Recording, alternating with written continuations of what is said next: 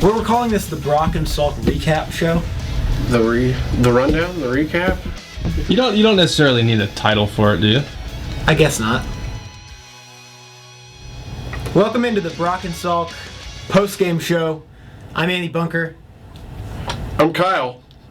You may or may not hear us on the show sometimes.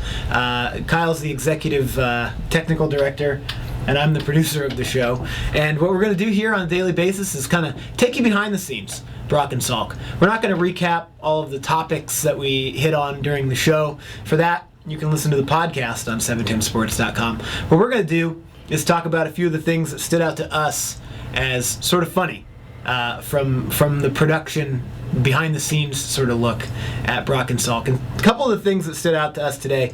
First of all, Brock met with David Cutcliffe, the coach of Duke, right? Duke, yeah, Head coach of Duke. And he said one of the ways he analyzes his quarterbacks is that he likes to take them to dinner. And he decides the way that they choose their meal off the menu is a way to decide whether or not they're decisive.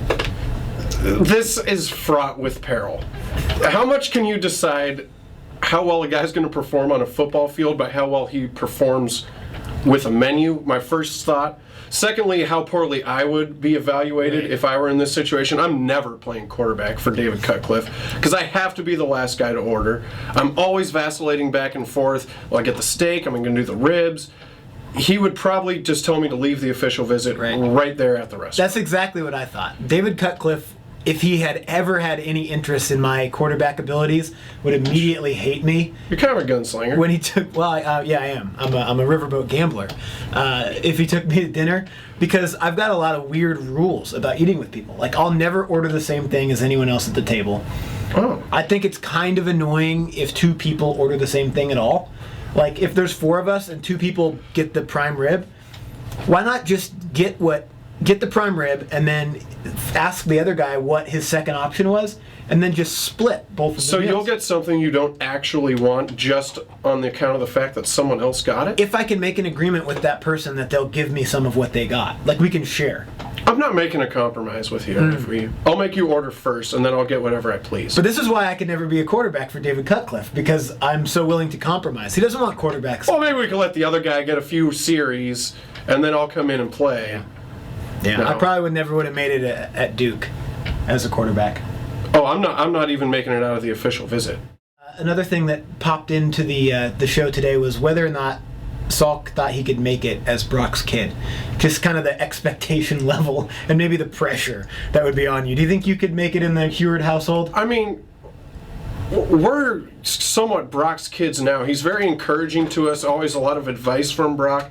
Now, there would be a lot of expectations, but I think the encouragement, the shoulder rubs, I mean, great steak. Brock's a great steak. Brady, you know that. Have a couple of those biscuits like Tom was calling the filet mignons. I think I could survive at the Huard house. There might be a lot of expectations, but you got it pretty good. Yeah, you would probably have it pretty good, but just the fear of letting him down. Like, I have that in work, in a professional setting. Just the look on his face, if he calls for a cut. I'd like you to play that Lloyd McClendon cut here. Like, we don't have it. Just the kind of the disappointment in his eyes when you're not able to answer the bell immediately. That would be that could be on a daily basis. You get a B+ on a test or something like that. I don't know if I could handle that sort of. But that's why I say I feel like we're already being groomed for that. He has expectations of us. He wants us to succeed. Yeah. And he pushes us to strive for that. Yeah. And so I think we're as well groomed as anyone to survive. Okay. Well, for Kyle Brown, I'm Andy Bunker. Thanks for joining us on the maiden voyage. We're going to do this every day, and hopefully it gets better. A lot better.